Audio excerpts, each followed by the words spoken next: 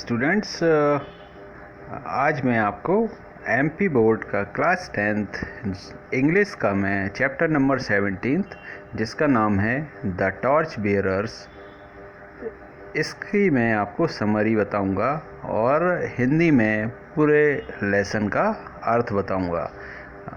इस लेसन के राइटर हैं W.M. रायबर्न। तो मैं आपको बता दूं कि इस लेसन में दो पार्ट्स हैं, मतलब दो कहानियां हैं। तो आज मैं इस वीडियो में मैं फर्स्ट पार्ट का ही आपको समरी बताऊंगा, अर्थ बताऊंगा। और चलिए स्टार्ट करते हैं हम लेसन। सबसे ऊपर जो दिया है इसमें अबाउट द लेसन के बारे में, तो इससे पता चलेगा कि इस लेसन का सार क्या है। तो आइए देखते हैं। The lesson contains 2 wonderful stories full of moral and wisdom and easy to understand. इस कहानी में दो बहुत अच्छी कहानियां हैं जो कि जिसमें कि मॉरल वैल्यूज़, विजडम मतलब बुद्धिमानी, ये सब बताया गया है और ये आसानी से समझ में आने वाली है कहानी। In the first part the writer W.M. Ryburn shows us the importance of wisdom in life। Ryburn ने पहले पार्ट में कहानी के बुद्धिमानी का जो महत्व है जीवन में, उसके बारे में बताया है। The schools are the places where the children are shaped and developed into future citizens। उनका कहना है कि स्कूल्स, विद्यालय वो स्थान है जहाँ पर बच्चों का डेवलपमेंट होता है, विकास होता है एक भविष्य के अच्छे नागरिक के रूप में। The progress of a country fully depends on it's citizens. और जैसा कि हम जानते हैं कि किसी भी देश का भविष्य, किसी भी देश का विकास इस बात पर डिपेंड होता है कि उनके नागरिक कैसे हैं। Being good citizen is the real service to our nation. किसी भी देश की, किसी भी राष्ट्र की सही जो सेवा है वो है कि अच्छे नागरिक बने। In the second story too, the writer gives us a message that evil should remain confined to a place, whereas good qualities should spread all over by means of good citizen। दूसरी कहानी में writer ने एक संदेश दिया है कि जो बुरी चीज़ें हैं वो एक ही जगह तक सीमित रह जानी चाहिए, वहीं जो अच्छे गुण हैं, अच्छी क्वालिटीज़ हैं, वो सभी जगह फैलना चाहिए। किन के द्वारा? अच्छे नागरिकों के द्वारा। Citizens carry the torch bearing the flame of knowledge and skill which is to be passed on the others। जो नागरिक होते हैं वो एक तरह से मशाल वाहक होते हैं किसके? ज्ञान और कला, स्किल्स के, जो कि एक से दूसरे तक पहुंचना चाहिए। Citizens are the real strength of a country. और नागरिक ही देश की सच्ची ताकत होते हैं। तो ये इस लेसन का सार है। आइए अब हम स्टार्ट करते हैं first part.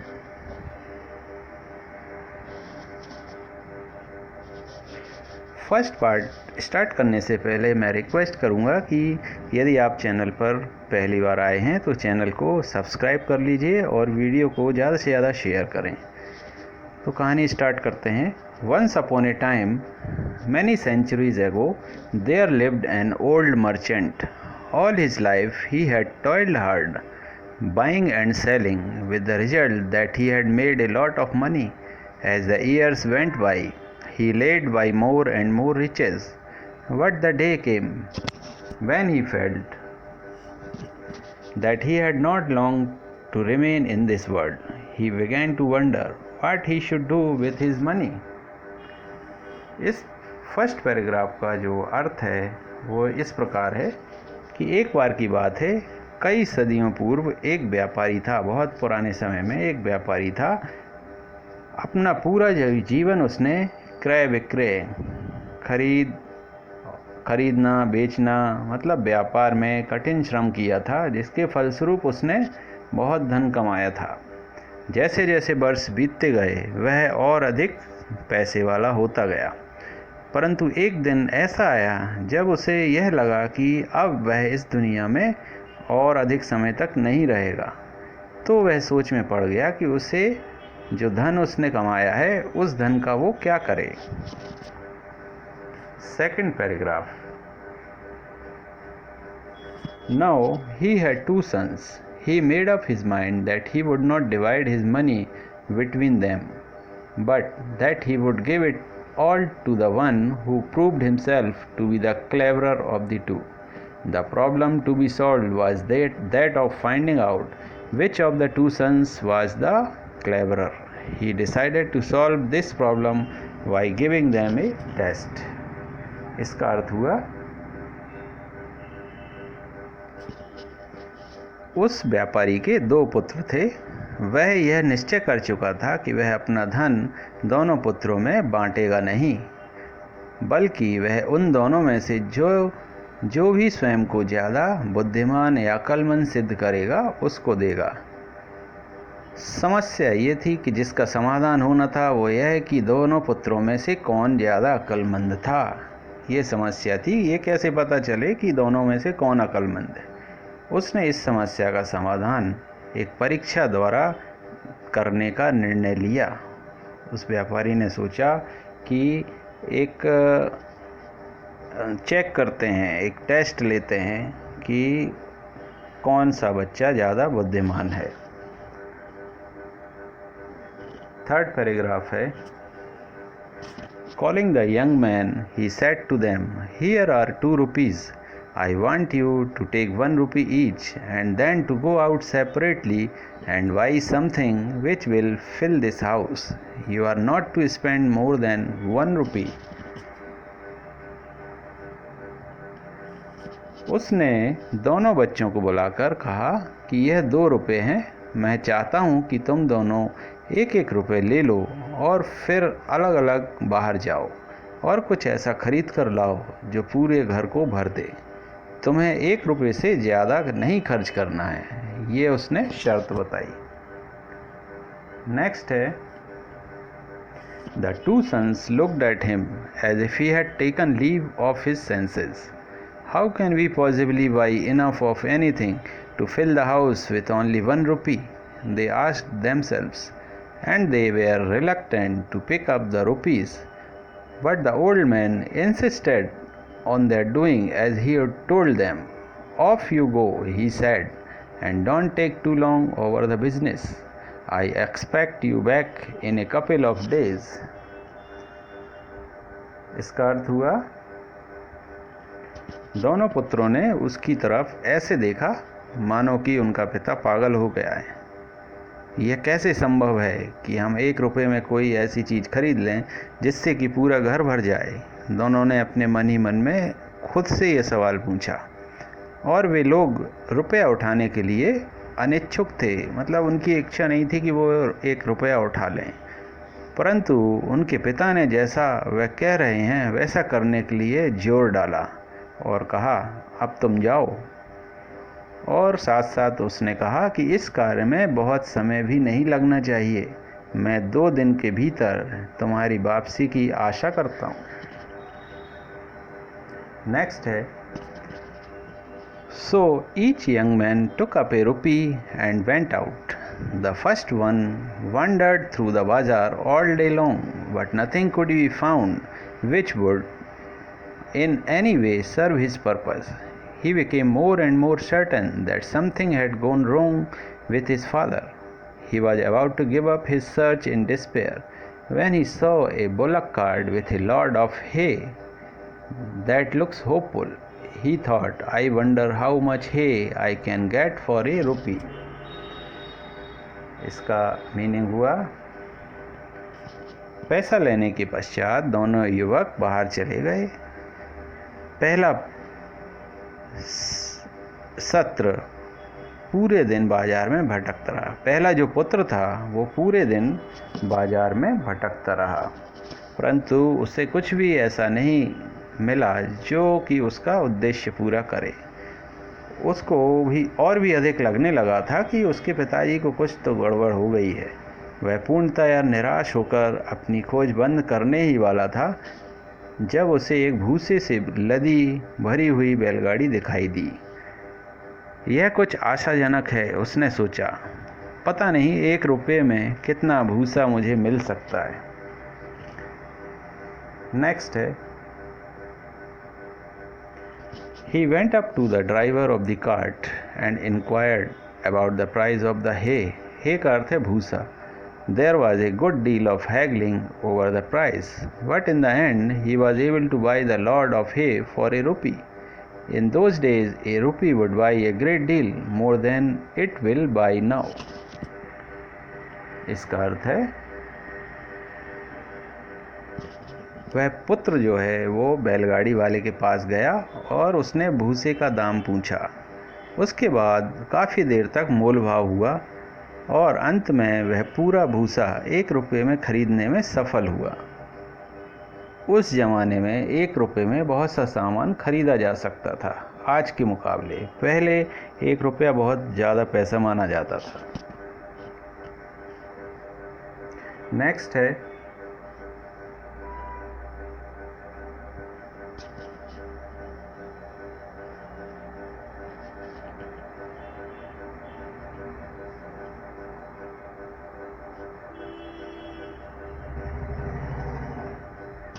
So the young man led off the cart with the hay to his father's house. Hopefully he piled it into the house, but when it was all in, he found that there was not enough to cover even the floor, let alone fill the whole house. इसका अर्थ हुआ, तब वह जो प्रथम पुत्र था उसने भूसे वाली बैलगाड़ी को वो अपने पिता के घर ले गया। फिर आशान्वित होकर उसने भूसे को घर में भरा, परंतु जब वह पूरा भूसा भर चुका तो उसने पाया कि वह इतना भी नहीं था कि फर्श को पूरी तरह से ढक सके। पूरा घर भरना तो बहुत दूर की बात थी। नेक्स्ट पैराग्राफ,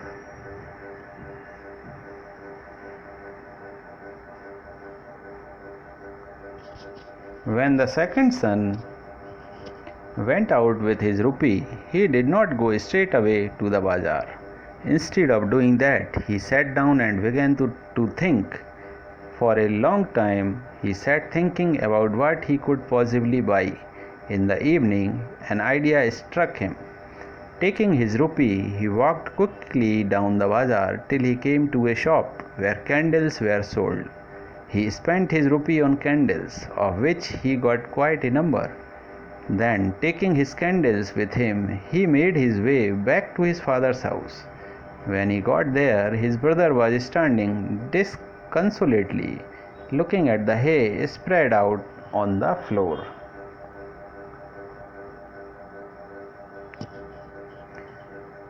इसका अर्थ हुआ,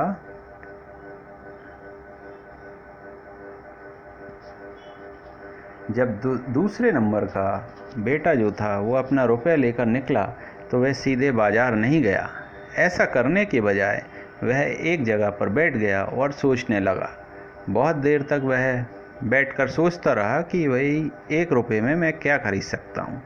शाम को उसे एक विचार सूझा। अपना रुपया लेकर वह तेज कदमों से चलकर बाजार में उस दुकान पर पहुँचा जहाँ मोमबत्तियाँ मिलती थीं।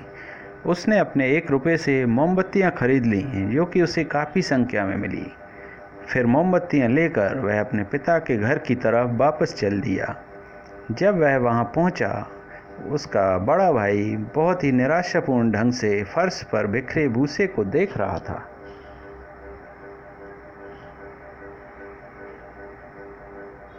नेक्स्ट है, It was now getting dark.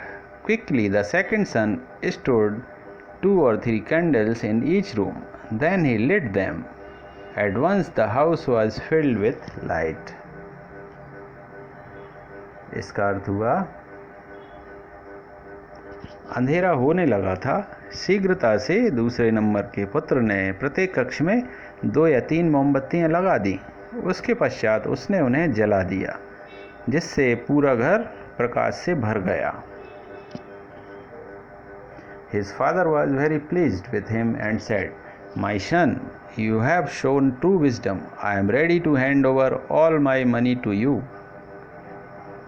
उसके पिता, जो कि व्यापारी थे, ये सब देखकर बहुत प्रसन्न हुए, उनको संतुष्टि हुई। उन्होंने कहा कि मेरे पुत्र, तुमने सही चतुराई दिखाई है, सही बुद्धिमानी दिखाई है, और मैं अपना समस्त पैसा तुम्हें देने को तैयार हूँ। नेक्स्ट पैराग्राफ है, now we all live in a big house which we call our native country. We have each of us been given some 1 rupee, some 2 rupees, some 3 and some 4. These rupees are not rupees with which we can buy things, but they are different powers we have been given. Each of us has powers of body, powers of mind and powers of character. Each of us has strength, time and intelligence which can be used. As we leave school and go out into the world, we are tested as to how we are going to use these talents which we possess. Are we going to use them to buy useless hay, or are we going to use them to spread light throughout our house?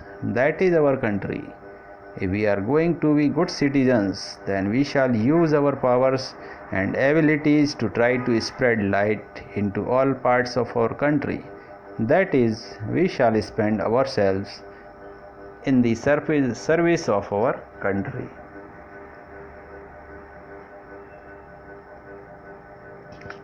अब हम सभी एक बड़े से घर में रहते हैं, जिसे हम अपना देश कहते हैं। हम में से प्रत्येक को कुछ ना कुछ मिला है। कुछ को 1 रुपया, कुछ को 2 रुपये, कुछ को 3 और कुछ को 4। ये रुपए ऐसे रुपए नहीं हैं जिनसे हम कुछ खरीद सकते हैं, परंतु यह भिन्न भिन्न प्रकार की शक्तियाँ हैं जो हमें मिली हैं। हम में से प्रत्येक में शारीरिक, मानसिक और चारित्रिक शक्तियाँ हैं। हम में से प्रत्येक के पास बल, समय व बुद्धि है जिनका उपयोग किया जा सकता है। जब हम अपना अध्ययन समाप्त कर दुनिया में जाते हैं तो हमारी परीक्षा होती है कि हम अपनी प्रतिभा का किस प्रकार उपयोग करेंगे। क्या हम उनका प्रयोग व्यर्थ, बेकार भूसा खरीदने में करेंगे, या फिर उनका उपयोग पूरे घर का अर्थ है अर्थात अपने देश को रोशन करने में करेंगे। यदि हमें अच्छा नागरिक बनना है तो हमें अपनी शक्तियों, क्षमताओं और प्रतिभा का प्रयोग पूरे देश को प्रकाशित करने में करना चाहिए, अर्थात हमें अपने देश की सेवा करनी चाहिए। नेक्स्ट है, no country can progress unless it has good citizens. So if we love our country and want to serve it, we should try to become good citizens.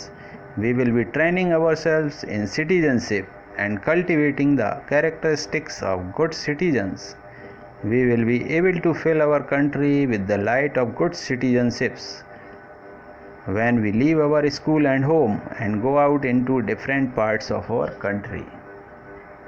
इसका अर्थ हुआ, कोई भी देश प्रगति नहीं कर सकता यदि उसके अच्छे नागरिक ना हो, नागरिक उसके अच्छे ना हो, देशभक्ति उनके मन में ना हो।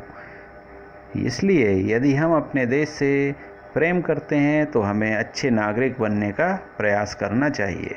हम स्वयं को नागरिकता में और अच्छे नागरिक के गुणों को विकसित करने हेतु प्रशिक्षित करें। जब हम अपने स्कूल और घरों को छोड़कर देश के विभिन्न भागों में जाएंगे तो हम अपने देश को अच्छी नागरिकता के प्रकाश से भरने में सफल होंगे।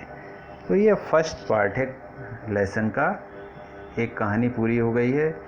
इससे यही संदेश जा रहा है कि हमें अच्छा नागरिक बनना है देश का, ताकि देश तरक्की कर सके।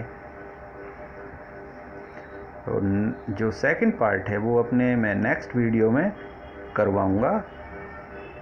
उससे पहले मैं इस लेसन में जो इम्पोर्टेंट वर्ड्स आएंगे हैं उनके मैं हिंदी मीनिंग बता देता हूँ, ताकि लेसन आपको समझने में आसानी रहे।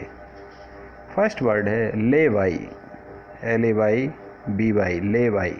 इसका अर्थ है द्वारा रखना। रिलक्टेंट का अर्थ है अनिच्छुक, मतलब बिना इच्छा के। वंडर मतलब है विचलन या घूमना इधर से उधर, भटकना। डिस्पेयर का अर्थ है निराशा। हे का अर्थ है भूसा। हैगलिंग का अर्थ है सौदेबाजी। लेड ऑफ का अर्थ है नेतृत्व की करना। स्ट्रेट अवे का अर्थ है तुरंत। डिसकंसोलेटली का अर्थ है निराशापूर्ण ढंग से। कल्टीवेट करना, विकसित करना। किसान खेत में फसल विकसित करता है, कल्टीवेशन।